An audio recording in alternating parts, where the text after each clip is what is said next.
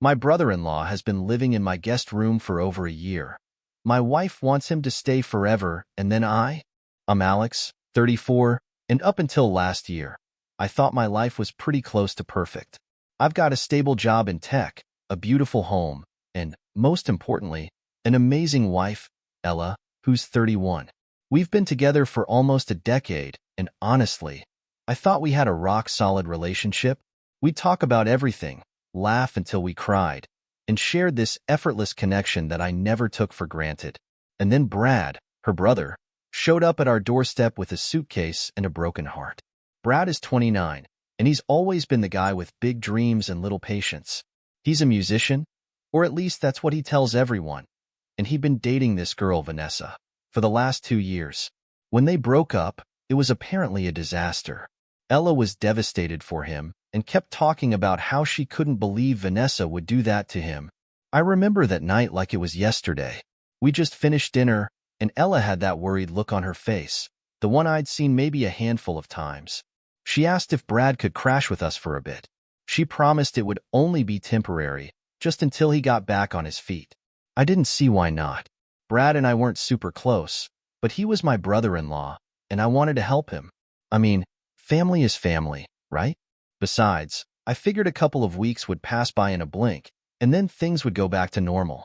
But here we are, over a year later, and Brad's still here, settled in, as if this is his place. And it's not just the fact that he's still here that's driving me insane. It's everything else that comes with it.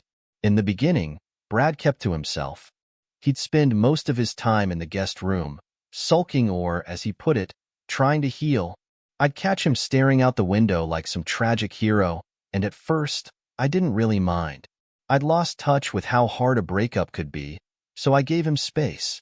But after a few weeks, I noticed he was getting a little too comfortable. The guest room was no longer a temporary crash pad. It was his room, complete with posters, instruments, and clothes everywhere. He had set up a whole gaming system, too, with his friends popping over for late-night matches. It wasn't long before Ella and I couldn't watch TV in the living room past a certain hour without hearing their shouts and laughter echo through the walls. At first, I tried to ignore it. I thought, he's hurting, he'll bounce back. But he didn't bounce back. If anything, he dug his heels in deeper. My work-from-home office was just down the hall, and Brad didn't exactly keep regular hours. His idea of morning was around 11 a.m., just as I was trying to have my first call of the day. By 2 p.m., he'd emerge from the guest room, looking half awake, and slump into the kitchen to make himself breakfast. On more than one occasion, he'd interrupt my Zoom calls, oblivious to the fact that I was even working. And when I'd give him a look, he'd throw his hands up in a mock apology, saying, "Oh, sorry, didn't know you were so busy." He'd give Ella a sheepish grin, and she'd roll her eyes at me like I was the one being unreasonable. It was like he was turning my work day into a joke. I brought it up with Ella, but she brushed it off, saying I was being too hard on him. "Alex, he's going through a tough time. Not everyone can just bounce back like you." She gave me this look, as if I was some cold-hearted guy who didn't get what family was about.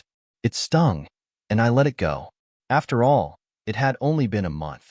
But as time went on, Brad's behavior only got worse. He started bringing friends over regularly, loud, late, and messy friends who treated our place like some kind of hangout spot. They'd come over at odd hours, raiding our fridge, leaving their trash around, and spilling drinks. Our home, the one Ella and I had built together, no longer felt like a sanctuary. Instead, it was becoming a revolving door of Brad's buddies, late-night laughter, and noise. Ella was surprisingly unfazed by it all. I tried to bring it up, hoping she'd see the effect it was having on us, but every time, she'd shrug it off or say something like, "Alex, he's family. He just needs time." But how much time? I wondered. I'd gently remind her that Brad hadn't even looked for a job, that he wasn't contributing financially, and was frankly taking advantage of us. But every time I voiced my frustration, Ella would get defensive. "You don't understand, Alex. He doesn't have anyone else." It felt like no matter what I said, I was always the bad guy. After 3 months, my patience was wearing thin. Brad had started acting as if this arrangement was permanent. He'd lounge on our couch for hours, monopolizing the TV and leaving his things scattered everywhere. Ella would sometimes join him, the two of them chatting and laughing, and I'd watch, feeling like an outsider in my own living room. I'd ask if we could watch a show I liked, but Brad would just groan and say something like, "Come on, Alex, you can watch that anytime." Ella would look at me as if to say, "Don't make a big deal out of it." The subtle shift in our dynamic felt like an invisible weight pressing down on me, and I started to wonder if Ella even saw what was happening. I tried to talk to Ella again one night, hoping we could set some boundaries for Brad. I wasn't asking him to leave, just to be respectful of our space and our routines. But Ella took it the wrong way. She got angry, accusing me of trying to push Brad away. "He's my brother, Alex. If you really loved me, you'd understand how much this means to me." I didn't know what to say to that. In the span of a few months, it was like Ella had become Brad's biggest advocate, defending him against anything I said. It was almost as if my voice didn't matter anymore. That night, I lay awake, wondering how I'd ended up here. I missed the quiet life Ella and I had before Brad's arrival. I missed our routines, our late-night talks without someone else butting in, our shared sense of peace. But every time I tried to voice my frustration, it only seemed to drive a wedge between Ella and me. Brad's presence was changing the way we interacted. Where Ella and I used to feel like a team, it now felt like I was playing solo, and she was cheering from the sidelines for her brother. I started keeping track of how often Brad brought friends over, how many times he'd wake me up with his late-night antics, and how much of our food he was consuming without a second thought. I'd try to rationalize my frustration, telling myself I was overthinking it. But deep down, I knew something had to change. One night, after Brad had invited yet another friend over to crash without asking, I hinted to him that maybe he should start thinking about his next steps, maybe looking for a job, an apartment. He gave me this blank look, then smirked and said, "What? You don't like me here, Alex?" I bit my tongue, but inside, I was fuming. Did he really not get it? Or worse, did he just not care? I didn't know how much longer I could keep this up. Ella and I had gone from laughing over breakfast to barely speaking, and it felt like every argument somehow circled back to Brad. He'd taken up more than just our guest room. He'd invaded our lives, our peace, our marriage. And what frustrated me most was the realization that he wasn't going anywhere, at least not unless Ella told him to. But every time I so much as hinted at it, she shut me down, her eyes flashing with a mixture of anger and disappointment. This wasn't how I'd imagined our life together, but I was starting to wonder if Ella cared about that at all. It's been 6 months now, 6 long months since Brad moved into our guest room and somehow turned it into his own personal suite. I thought I was being patient, but that patience has frayed to a point where I feel like I'm walking on eggshells in my own home. Every time I walk past the guest room, I see his setup.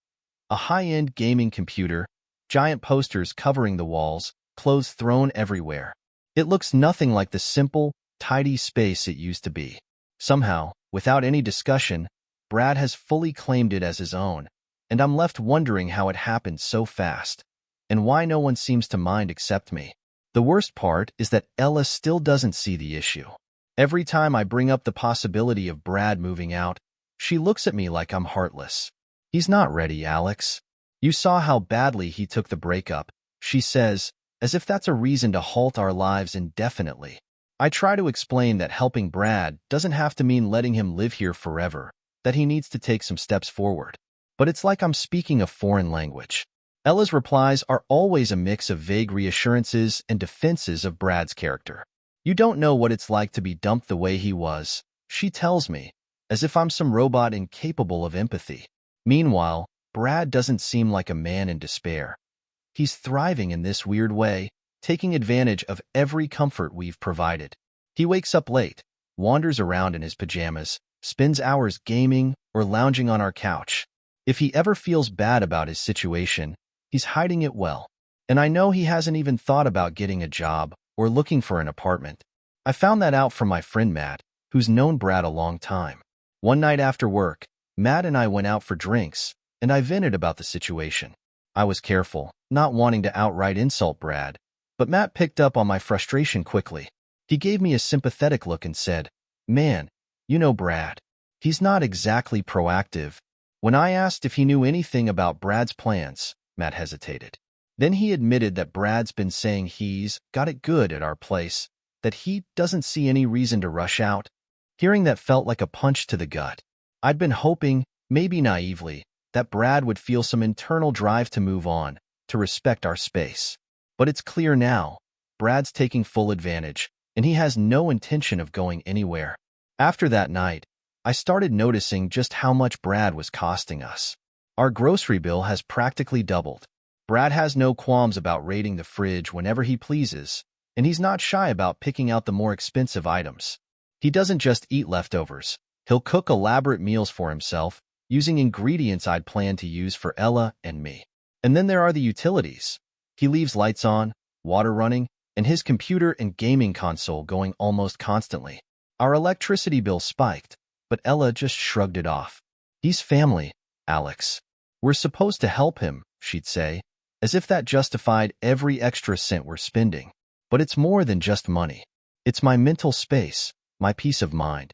I used to look forward to coming home, but now I dread it. I dread the noise, the mess, the way Brad has somehow pushed me out of my own life. Work isn't an escape anymore either. I used to be able to focus, but now my thoughts drift constantly, replaying arguments with Ella, conversations with Brad, moments where I try to set a boundary only for it to be bulldozed over. I'm starting to resent even the smallest things.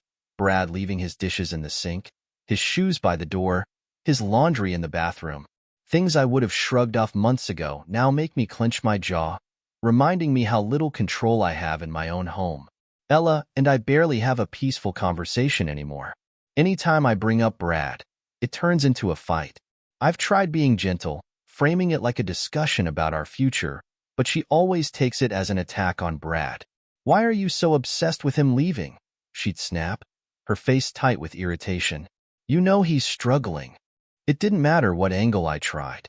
If I mentioned finances, she'd brush it off as temporary.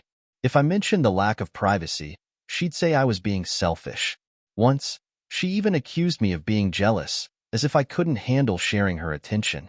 That one stung more than I'd like to admit. Jealous? Of Brad? It's like she doesn't even know me anymore. I decided to lay out a budget, hoping that maybe seeing the financial impact would get through to her. I spent hours that weekend sorting through our bills, calculating the increase in our expenses since Brad moved in.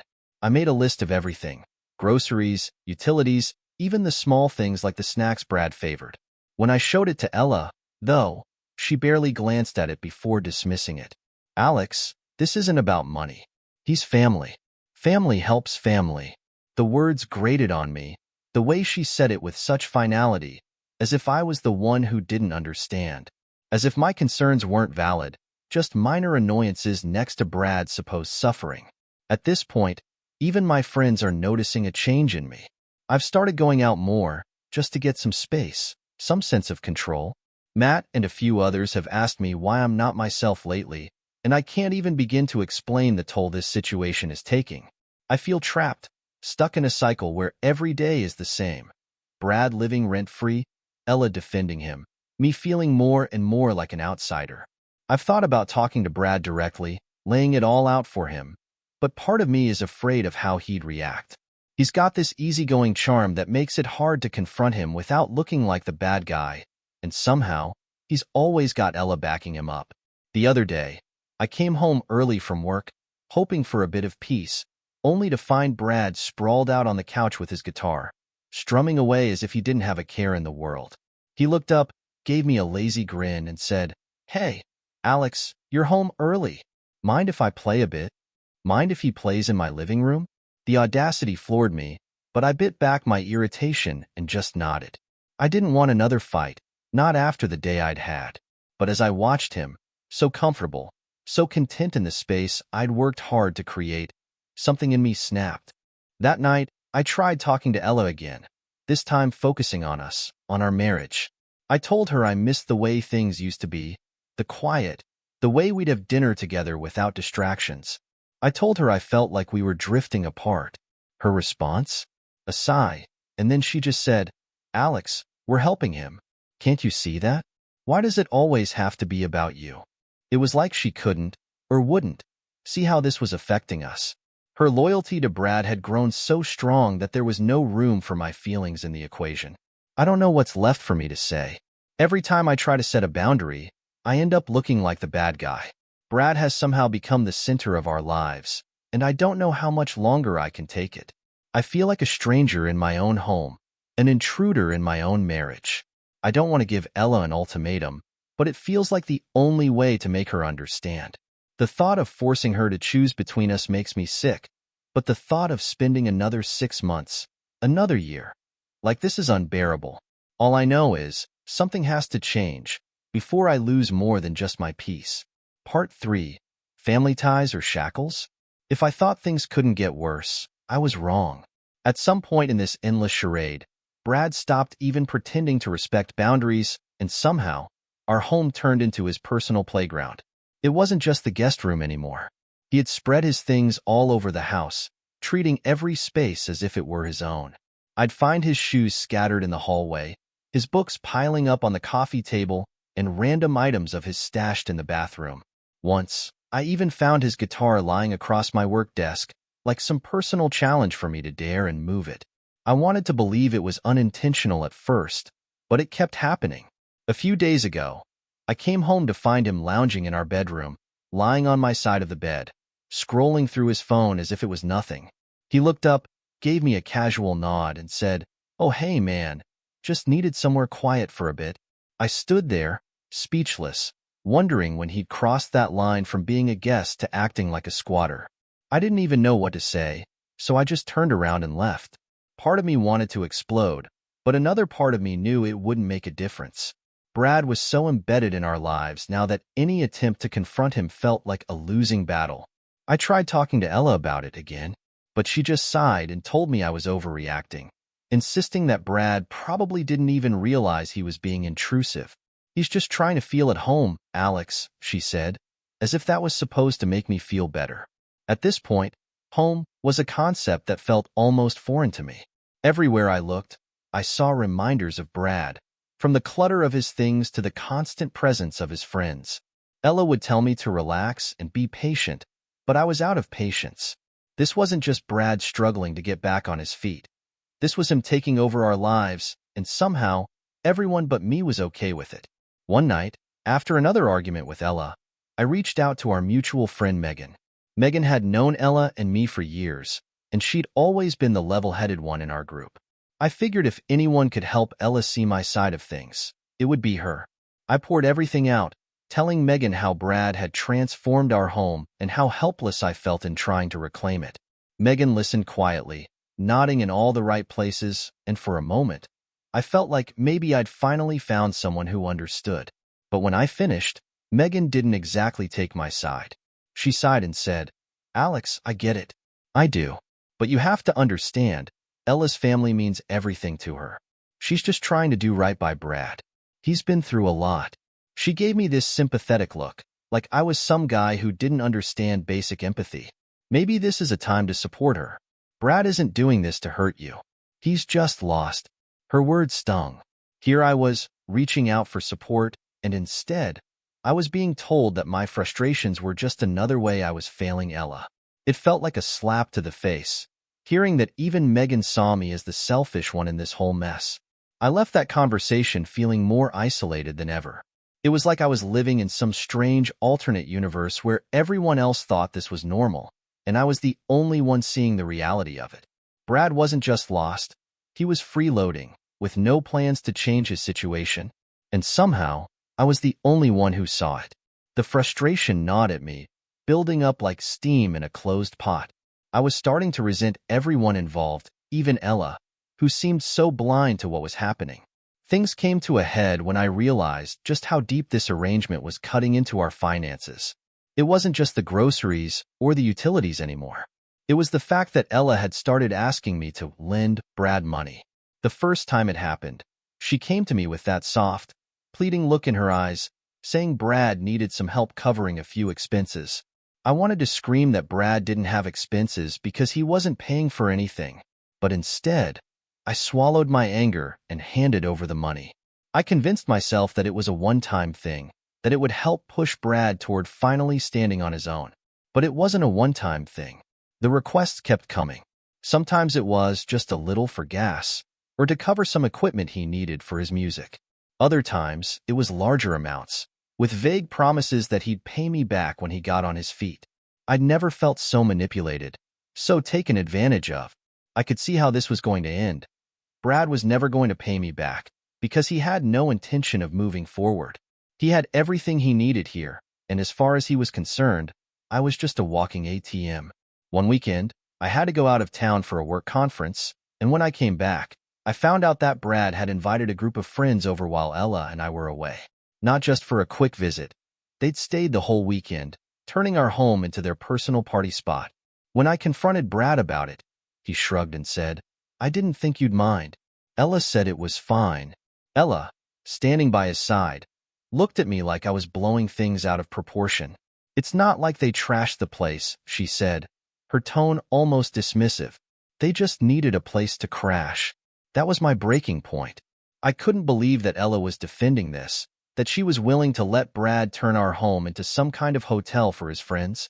In my mind, I could see the life we'd built slipping away, being overshadowed by Brad and his endless need for support. And worse, I could see Ella drifting further from me with every argument, every defense she made for him. I spent that night on the couch, my mind racing. It was like every part of my life was being siphoned off. My money, my peace, even my marriage, and I had no say in it. Everyone seemed to be on Brad's side, from Ella to Megan to the mutual friends we shared.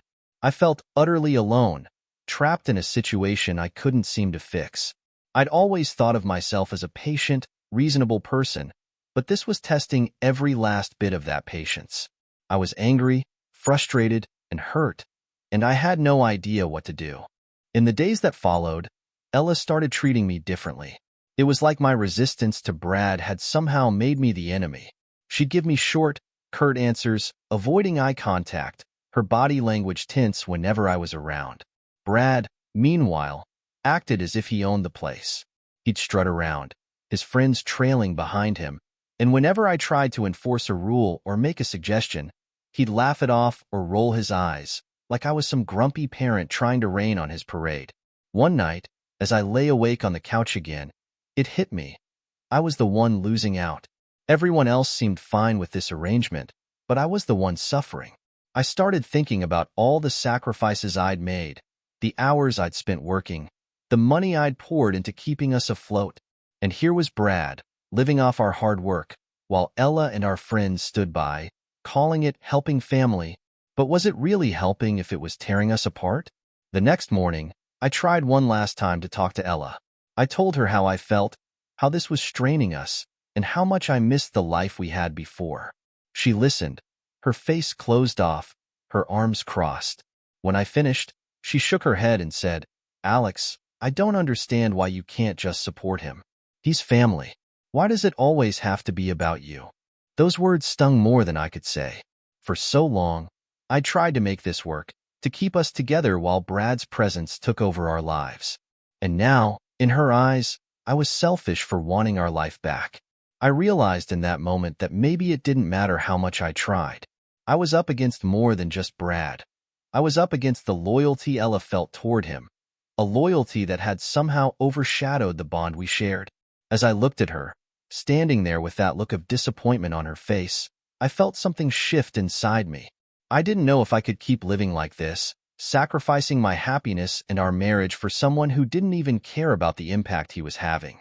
I don't remember the exact moment I decided to give Ella an ultimatum, but after so many sleepless nights and endless arguments, it felt inevitable. The resentment I'd bottled up for months was boiling over, and I couldn't take another day feeling like an outsider in my own home.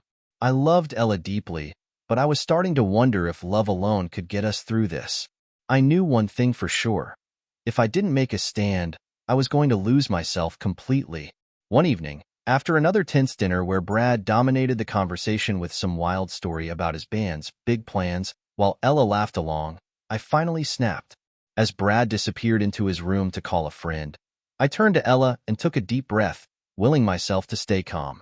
"Ella, we need to talk," I said, my voice firmer than I'd intended. She looked up, her expression cautious, and I could see a hint of exasperation already forming in her eyes. She knew exactly what I wanted to talk about. "Alex, please, not again," she started, sounding tired, but I held up my hand. "No, Ella, listen. I need you to understand that I can't keep living like this. This isn't about some petty jealousy or me not supporting you. This is about our home, our life together, and I feel like it's slipping away. Brad's presence here is affecting our marriage, and I need you to see that." She looked away, her jaw set. "Alex, you keep saying it's affecting us, but you mean it's affecting you. You're the one with a problem with Brad being here." "Of course it's affecting me," I replied, my frustration breaking through. "But it's affecting us too. When was the last time we had a peaceful night alone, or went a single day without arguing over this?" I paused, struggling to keep my composure. "I can't even talk to you anymore without feeling like Brad's your priority, like I don't matter." She shook her head, her voice sharp. "That's not fair, Alex. Brad is my family. He needs us right now. How would you feel if you were in his shoes?" I took a deep breath, trying to find the right words. "I would feel grateful, Ella, but I wouldn't expect this to go on forever, and I wouldn't drive a wedge between you and the person you love."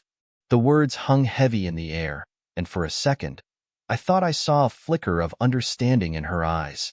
But then she crossed her arms, her posture defensive. "So, what's this all leading to?" she asked, her tone icy. It was now or never.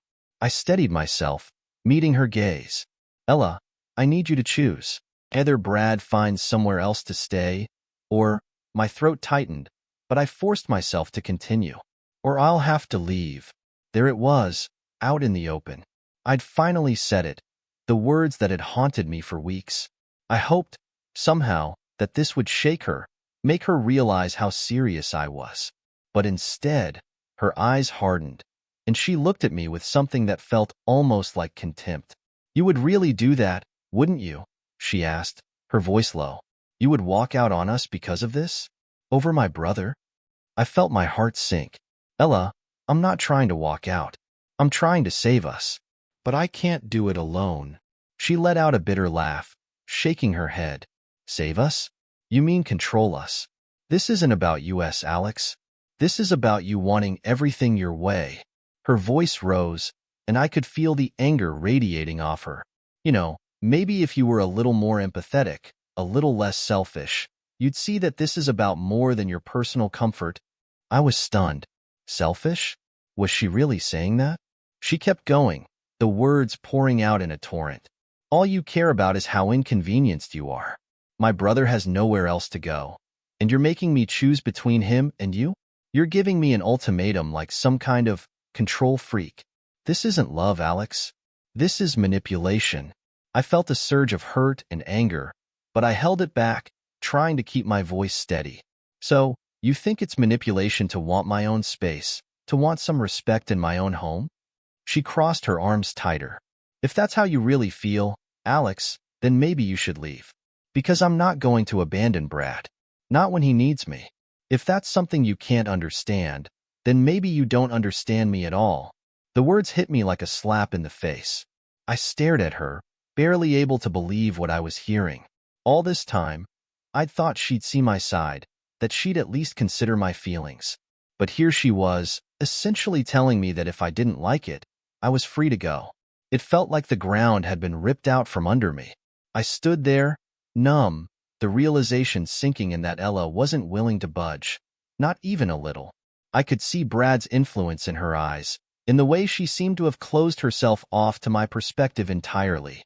And maybe, just maybe, I'd lost her long before I'd even issued the ultimatum. Without another word, I turned and walked away. I grabbed my keys, needing to get out of the house, to clear my head before I said something I couldn't take back. I drove aimlessly for what felt like hours, replaying our argument, each bitter word carving deeper into me.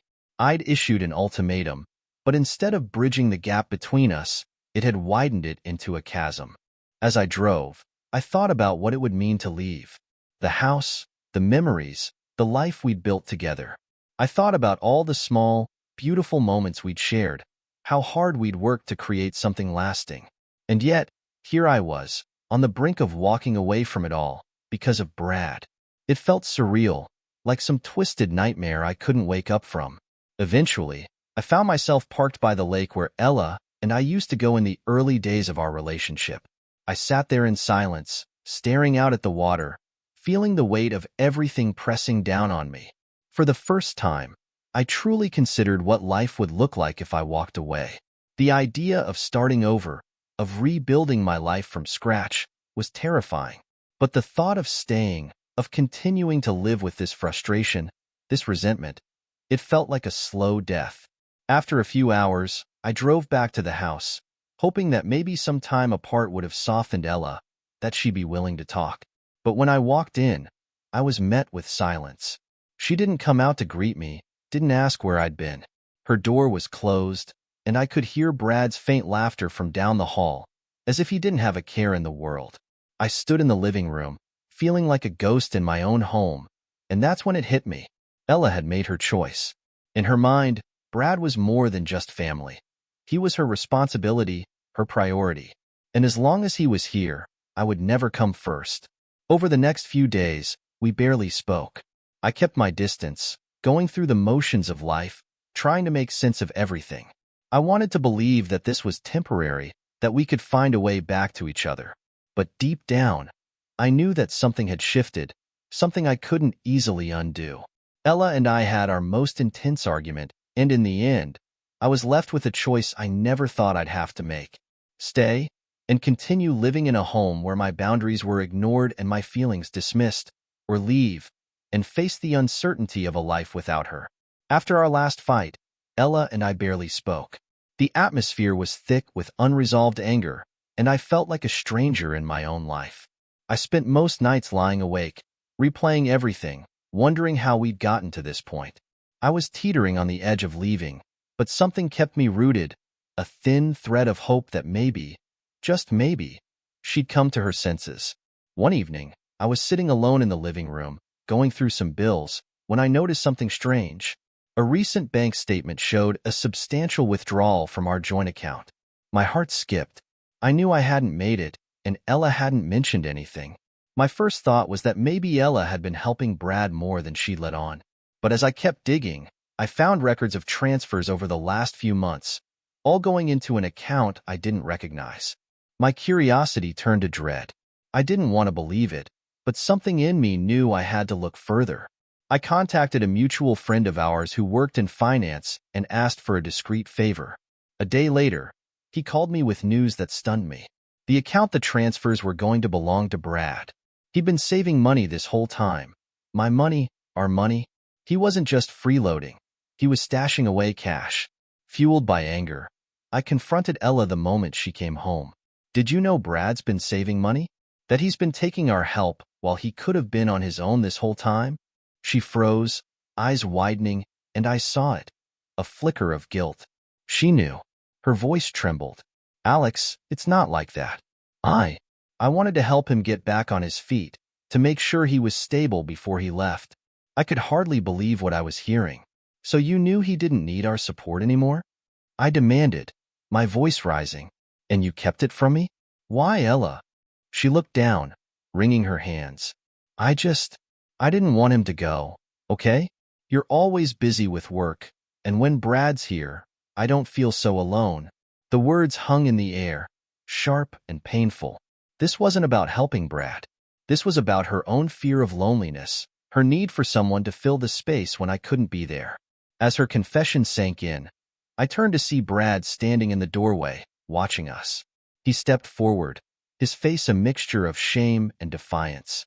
Look, man, I didn't mean for it to go this far, he said. But Ella asked me to stay, and I figured, why not? She needed me here. And honestly, I didn't think you'd mind. The room spun. Everything I'd endured for the last year, the strain on my marriage, the resentment that had eaten away at me, it had all been for this twisted arrangement. Ella and Brad, locked in this unhealthy dependency, both pretending it was for his sake when, really, it was about her. I stood there, feeling like something inside me had shattered. I'd spent so long fighting to save a marriage that felt more like a facade now. Ella, I said slowly, "You need to understand that I can't do this. I can't live in a marriage where my boundaries and trust are disregarded." She started to cry, reaching for me, but I took a step back. "This isn't just about Brad, or the money, or even our fights. It's about respect, Ella, and that's been missing for a long time." I looked between her and Brad, seeing them both for who they were, two people who had used each other to fill their own emptiness. I packed my things that night and left. I knew my decision would leave a gaping hole in both of their lives, but it was time I took control of my own. It hurt to walk away, but as I closed the door behind me, I felt a sense of peace that I hadn't felt in over a year. It was over, and for the first time in a long time, I felt free. If you like the story, subscribe right away and listen to new stories every day. Let us know what you like the most in the comments.